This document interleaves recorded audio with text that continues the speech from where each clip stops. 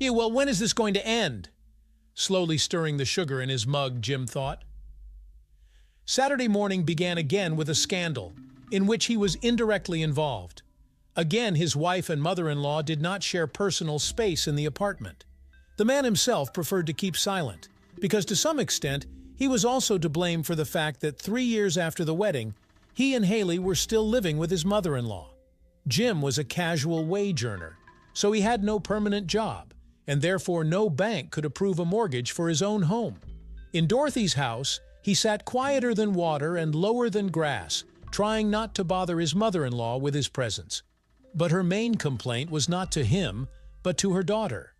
She was not a child for a long time, and it was difficult for two adult women to get along in one limited space.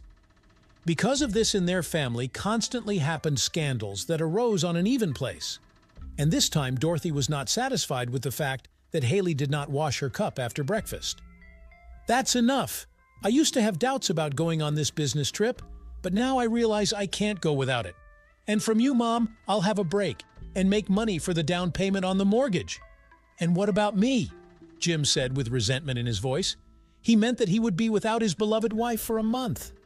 "What about you? You also try to earn something, and with your favorite mother-in-law to discuss what a bad wife I am." The girl didn't take no for an answer.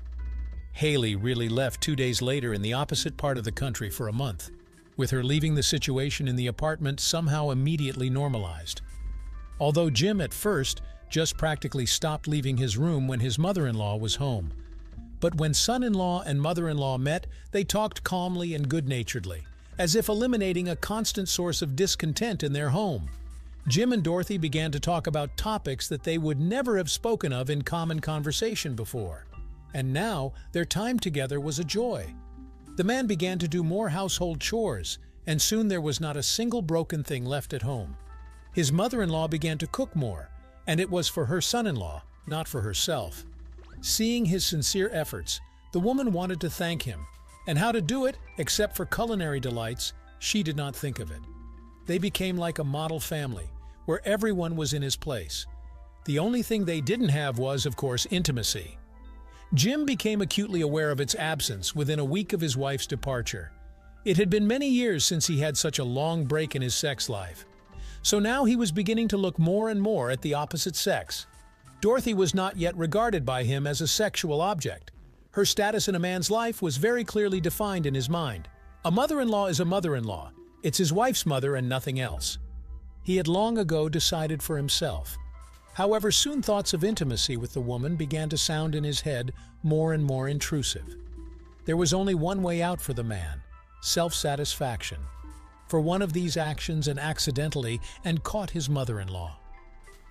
Dorothy had returned from work an hour earlier than usual, so Jim had not expected her visit. Of course, he had bolted the bathroom door, but he had forgotten to lock it. Of course, the woman needed to wash her hands after the street, and she didn't want to wait for her son-in-law to vacate the room. She knocked, but immediately pulled the doorknob toward her. Jim's shameful occupation was revealed to her eyes, which he could not even interrupt at once out of surprise. The situation was quite comical. A completely naked man found himself in such a racy position right in front of a mature woman dressed in a strict office suit. No way, a plot from an adult movie. Of course, they were both dumbfounded, but the first to come to her senses, mother-in-law. "You long, and then I need to wash my hands," she said with a smile. "About 5 minutes, if you would be so kind." In the same style, her son-in-law replied. Of course, from shame, he immediately wanted to fall through the ground, but he could go no farther than his room. From that moment on, their communication with Dorothy was practically at an end.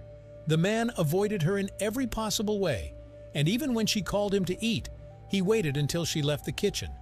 So it went on for several days, during which they both managed to run through in their heads many scenarios of conversation, which could have smoothed out the discomfort of the situation. At one point in time, Dorothy decided to explain herself to her son-in-law. She went to the door to his room, knocked on it, but did not break in immediately but waited for the man's answer. "Come in," Jim shouted. Hi. "Jimmy, let's talk. We're adults after all, and it's very strange to react to what happened the way we do." "I agree." The man was very embarrassed to start a conversation like that. Well, first of all, what I saw is all perfectly normal. You are here, your wife is far away, and you need to fulfill your physical needs somehow. Moreover, someone else on your place would immediately run to cheat, and you, well, decided to cope with your own hands. Dorothy realized that she had said something stupid and stopped talking. The silence was dispelled by the loud laughter of Jim, who laughed nervously in full voice. This laughter relaxed them both at once, and they realized that it was silly for two grown-up people to worry about such a thing. You know, speaking honestly and directly, I understand you perfectly well. I've been living without a man for many years, although you have lived without a wife for only a week and a half. You think I don't think about intimacy? I think about it all the time.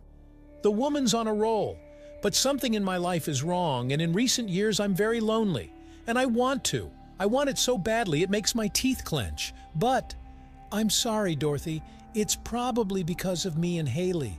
We're making you uncomfortable and we're keeping you from having a private life. But we'll be out of here soon, I promise. Things are going to get better, you can rest assured. That's not the point, Jimmy. It's just that I've lost my beauty if I ever had any, I guess. That's why I don't attract men. The woman smiled sadly. What are you talking about? You're a very attractive woman. No, Jimmy. I see myself in the mirror. Do not flatter me. Well, I'm going to bed. Tomorrow's a tough day. The woman quickly left the room, so as not to hear any more flattering words. She was not in the mood to adequately perceive them now. Her son-in-law was left alone in a rather strange position. He did not seem to have said anything bad, but as if he had offended the woman. At the same time, he reflected, Dorothy was really quite a pretty and attractive woman.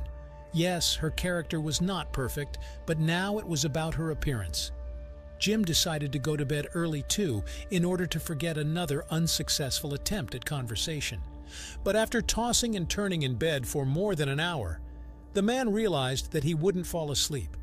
In his head were constantly thinking about his mother-in-law, about her words and her appearance. The man's violent fantasy gradually drove them into a common bed, where they, despite their marital status, solved their intimate problems together. The thought was becoming more and more intrusive by the minute, and Jim realized that there was only one way to get rid of it. He got out of bed and headed for his mother-in-law's room. Dorothy couldn't sleep either. She was having similar thoughts in her head.